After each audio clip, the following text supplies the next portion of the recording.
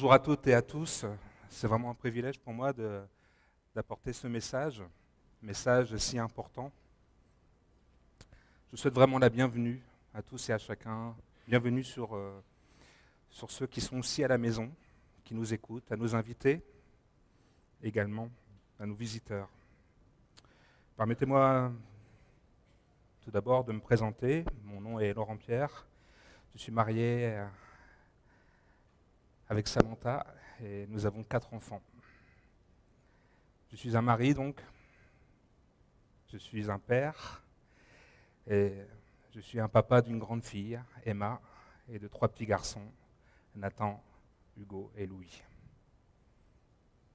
Et dès le développement merveilleux dans le ventre de maman, au premier coup de pied, en passant par les battements du cœur, je fus émerveillé.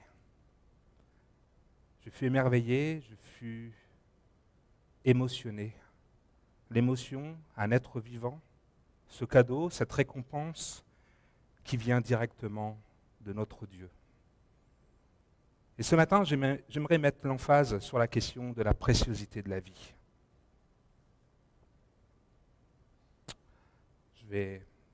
J'aimerais demander au Seigneur son aide. J'aimerais demander au Seigneur qu'il puisse appuyer chaque mot, chaque phrase dans une infinie bonté, dans une grâce, dans un amour, dans une compassion. Prions. Mon Dieu, merci de pouvoir parler, de pouvoir expliquer certaines choses, que ta parole, que chaque phrase de ta parole, que chaque mot soit enseigné comme tu le veux, de la même manière, avec la même insistance. Et que chaque mot qui sera prononcé de ma bouche soit en parfaite cohésion avec ton esprit, Seigneur. Je te rends grâce encore, merci encore pour tout ce que tu fais pour nous, pour cette vie inégalée, pour ce cadeau inestimable. Merci de nous rapprocher les uns des autres ce matin. Je te rends grâce infiniment. Amen. J'aimerais qu'on puisse prendre la parole de Dieu dans le livre des psaumes et nous allons lire le psaume 139 et non dans son intégralité, mais nous prendrons les versets 13 à 16. Psaume 139, versets 13 à 16.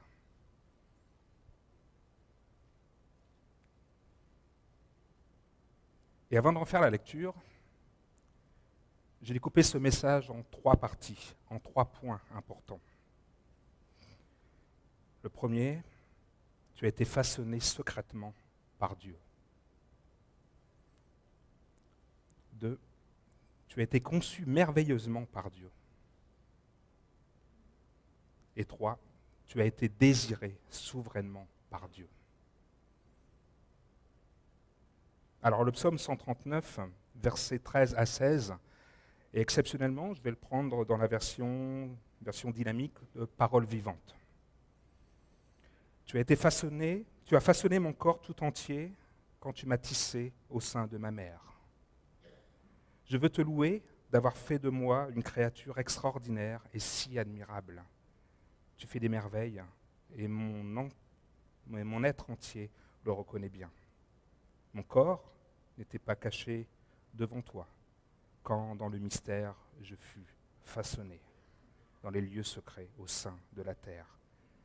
Je n'étais encore qu'une masse informe, mais tu me voyais.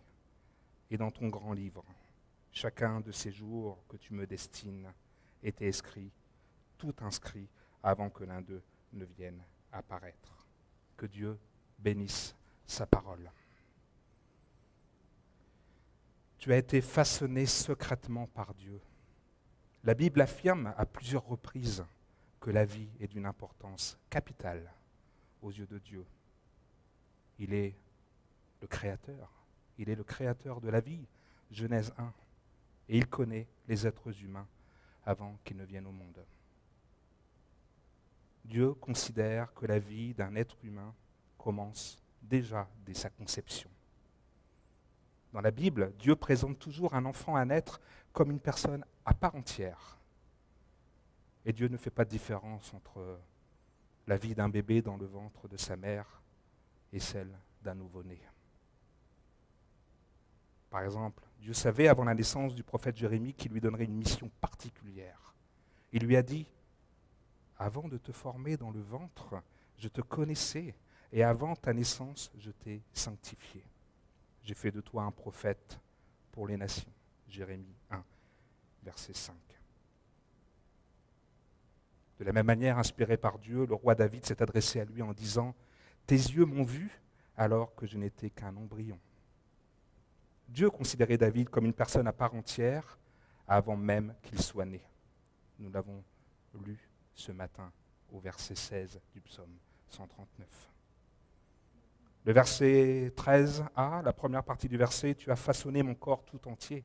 La Genèse montre comment Dieu donne la vie végétale, la vie animale, la vie humaine apparaît au dernier jour de la création. Et ceci comme un couronnement. Tout est ordonné et voici le premier souffle de vie. L'Éternel façonne l'homme avec la poussière de la terre. Et au 6e jour, Dieu dit « Faisons l'homme à notre image, à notre ressemblance ». Genèse 1, verset 26. Si je reprends dès le départ, jusqu'à présent, tout a été fait à partir de rien. Mais par la puissance de la parole de Dieu, Dieu dit que la lumière soit, qu'il y ait un firmament, que les animaux vivants se reproduisent, et il en fut ainsi. Mais là, quand Dieu a eu l'intention de créer l'homme, il n'a pas ordonné, il a agi personnellement. Il a dit « faisons l'homme ». Et Dieu regarda ce qu'il a fait. Et il constata que c'était très bon. Façonner, ça veut dire mouler, former, modeler, sculpter. C'est toi qui as formé mes reins, un idiome hébraïque pour désigner la partie la plus profonde de l'être humain, c'est celle des émotions, de la sensibilité morale que Dieu éprouve et examine quand il nous sonde. Quand il me sonde, mais quand il vous sonde également. Verset 1 du psaume 139, « Éternel, tu me sondes et tu me connais. Tu sais quand je m'assieds et quand je me lève, et tu pénètres de loin ma pensée. Tu sais même quand je marche ou quand je me couche.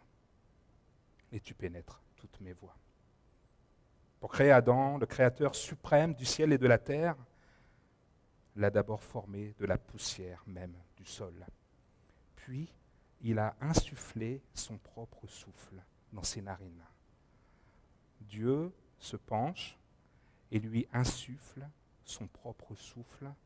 L'homme est vivant, conscient, animé. C'est la part immatérielle de l'homme. Il insuffla un souffle de vie dans ses narines et l'homme devient un être vivant. Genèse 2, verset 7. L'homme devient un être vivant. Le terme hébreu pour être né signifie être animé, doté d'un souffle, conscient, vivant. L'homme n'est devenu une âme vivante que quand Dieu lui a insufflé le souffle de vie. Et en tant qu'être physique, animé, rationnel et spirituel, il est différent de tous les êtres vivants. La deuxième partie du verset 13, « Quand tu m'as tissé au sein de ma mère », c'est Dieu qui m'a tissé dans le sein de ma mère, c'est l'entrelacement de mes os, de ma chair, de mes nerfs, de mes veines. C'est comparer ceci à un tissu, un admirable tissu. Job a dit « Tu m'as revêtu de peau et de chair, et tu m'as tissé d'os et de nerfs, et tu m'as donné la vie. » Job 10, versets 11 et 12. Ce tissage, c'est une expression figurative de la souveraineté de Dieu dans le processus naturel de la reproduction. Ce bébé a une partie matérielle et une partie immatérielle. Cette dimension physique et spirituelle et l'âme et l'esprit peuvent être séparés, mais seul Dieu sait là où se passe la séparation. Autrement dit, Dieu avait déjà intégré la création de la vie immatérielle dans le processus naturel de l'enfantement.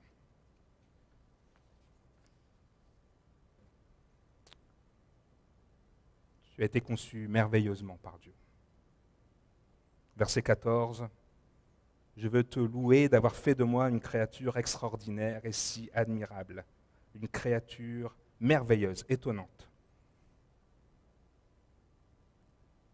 Ce verset fait référence au fonctionnement exceptionnel de notre corps physique. Le corps humain est un organisme unique des plus complexes. Chaque aspect de notre corps, même le plus microscopique, révèle combien nous sommes merveilleux et combien tu es merveilleux.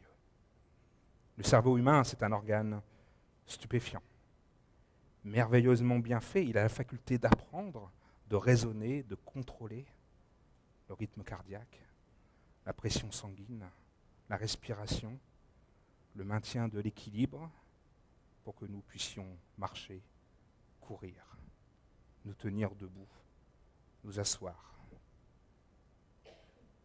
Notre corps est le choix de Dieu et nous devons lui être redevables. Alors derrière l'idée du slogan « Mon corps, mon choix », il y a littéralement un affront créateur. D'autant plus qu'il y a une question, l'enfant. Nous devons être reconnaissants, louons Dieu et le remercions pour tout ce qu'il fait en nous. Tout ce que Dieu fit est merveilleux, et le bébé dans le ventre de sa maman est un être précieux. D'ailleurs, David fait éclater sa louange en pensant à la manière remarquable dont il a été formé. C'est un chant d'amour. C'est Dieu qui nous a créés, il connaît notre valeur. Nous sommes précieux aux yeux de Dieu, nous sommes son chef-d'œuvre. C'est ce que nous dit Éphésiens, chapitre 2, verset 10. Nous sommes son ouvrage. Dans certaines versions, c'est « nous sommes son chef-d'œuvre ». Quelle merveilleuse affirmation. Nous sommes son ouvrage, l'ouvrage de Dieu, d'un chef-d'œuvre créatif, l'œuvre d'un grand artiste, un poète, un sculpteur.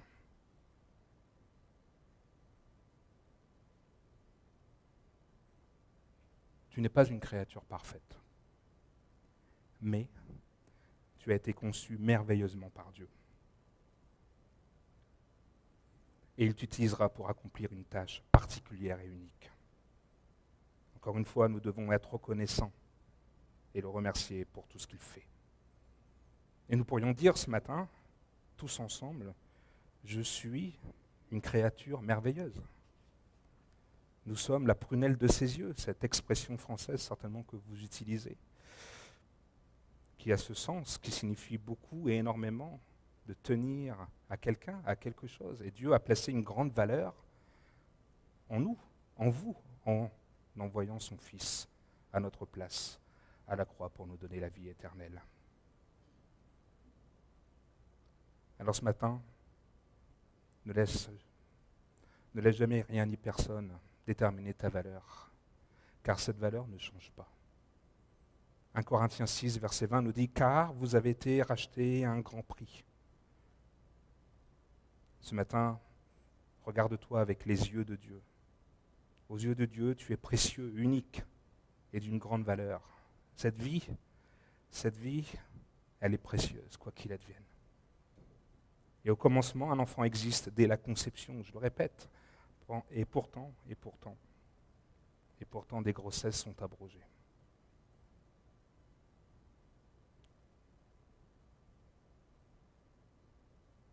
En France,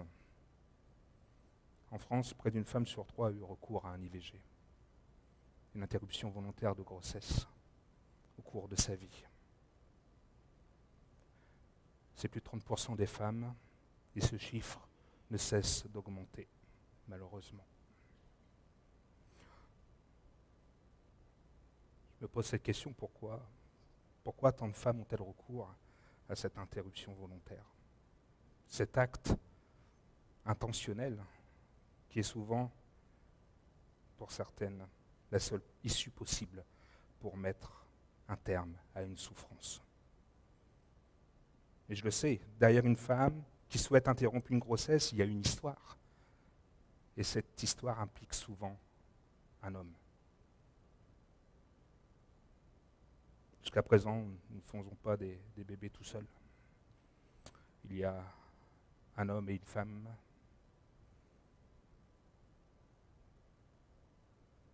Et ce père qui a un rôle, celui de prendre soin de son épouse, la chérir d'un tendre amour, la supporter, et ça coûte que coûte, tous les jours.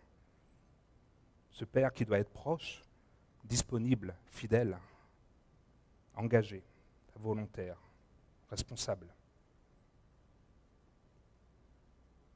J'essaye tous les jours de ressembler à ce père idéal. Parfois je réussis, parfois je réussis moins. Mais ce que je sais, c'est que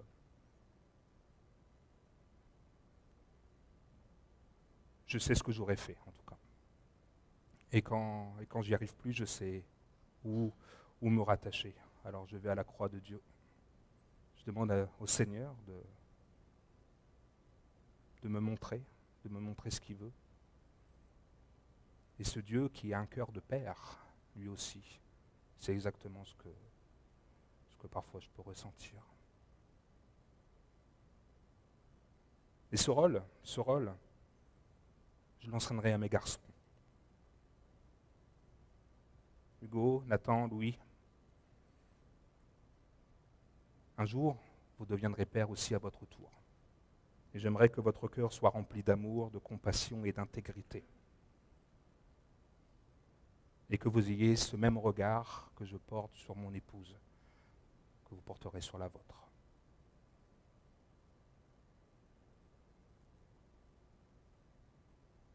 Derrière cette histoire, il y a véritablement une réalité. Ces gens qui veulent faire ce geste fatal ont une histoire, une réalité douloureuse. C'est certain, accompagnée de désespoir, de tourment, d'angoisse, de rejet, du jugement de la part des autres.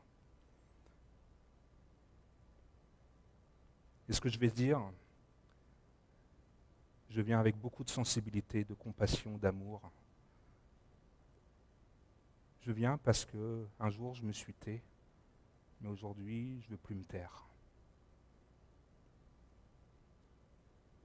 Ce matin, je suis rempli de compassion parce que ma mère est passée par là.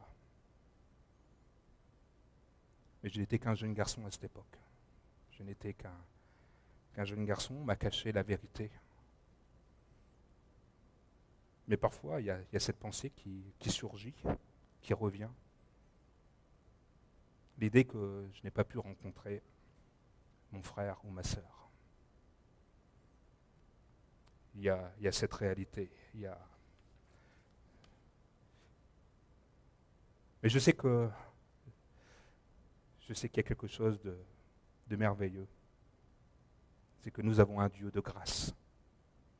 Ce Dieu de grâce qui accueille toujours celle qui s'est prêtée à de tels gestes et qui s'en repent. Et ce Dieu de grâce aussi qui est là aussi pour rappeler à ce Père qui s'était de prendre la parole et de prendre la force nécessaire pour pouvoir accompagner son épouse, quoi qu'il advienne. Dieu a un plan pour ta vie. Dieu t'a voulu et tu peux te réfugier dans ses bras, au pied de la croix, dans son amour, dans sa compréhension, tel que tu es. Et nous l'avons chanté ce matin. Finalement, mon troisième point, tu as été désiré souverainement par Dieu. Je répète, mon corps n'était pas caché devant toi quand, dans le mystère, je fus façonné, dans les lieux secrets au sein de la terre. Dans les lieux secrets, dans l'obscurité, dans l'humidité, autrement dit dans les profondeurs de la terre. C'est la référence au sein maternel, car c'est là que les humains sont formés avec délicatesse. J'ai été créé, formé, caché, pétri, mieux, j'ai été tissé. Avant notre naissance, Dieu avait déjà fixé le nombre de jours de notre vie. Tout avait planifié tout d'avance. Et Dieu avait déjà inscrit toutes ses décisions dans son grand livre.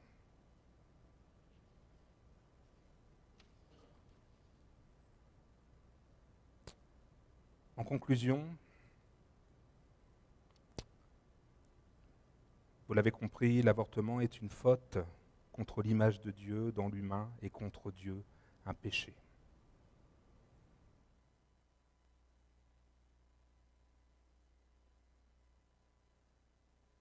Je suis pour la vie, je suis pro-vie, mais je suis surtout pro-Dieu, profondément attaché à Dieu. Alors ce matin, je vous invite, même si vous avez le corps lourd, même si parfois l'issue est difficile, on ne voit pas le bout du chemin, la lumière, approchez-vous de ce Dieu de grâce, parce que lui, il s'approchera de vous. C'est ce que nous dit Jacques, chapitre 4, verset 8. Dieu t'a désiré avec son amour pour nous, et son amour pour nous est incommensurable. L'amour de Dieu pour nous, il est réel. Il est réel. Il nous a toujours aimés, même avant que nous le rencontrions. Il te connaît par ton nom, il te connaît par ton histoire. Il connaît ton passé, ton avenir également. Il connaît tes qualités, mais surtout, il connaît aussi tes défauts. Dans tes forces, comme dans tes faiblesses, il te connaît. Et personne ne peut détourner son regard bienveillant de toi. Rappelez-vous, tu es son chef-d'œuvre, tu es son œuvre d'art, cette créature merveilleuse qu'il a créée. Et quand tu te rapproches de lui, quand tu crois en son Fils Jésus qui est venu laver tes péchés, prendre ce que nous aurions dû avoir, tu deviens son enfant. Ce matin, je vous invite, frères et sœurs, à considérer que la vie vaut la peine d'être vécue et que nous sommes un cadeau inestimable que Dieu fait à chacun et à chacune d'entre nous, de nous garder tout au long de notre vie. Et ça, du berceau jusqu'à aujourd'hui, jusqu'à demain. Que chaque jour vaut la peine et que les mamans comme les papas doivent prendre leur rôle respectif avec beaucoup, beaucoup de sérieux. C'est important.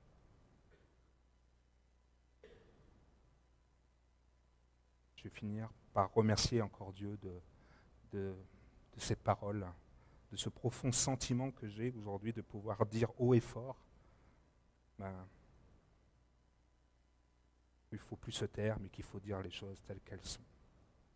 Et nous avons la chance aussi d'avoir des personnes responsables qui peuvent vous appuyer aussi dans vos décisions, etc. N'hésitez pas à venir rencontrer ces gens.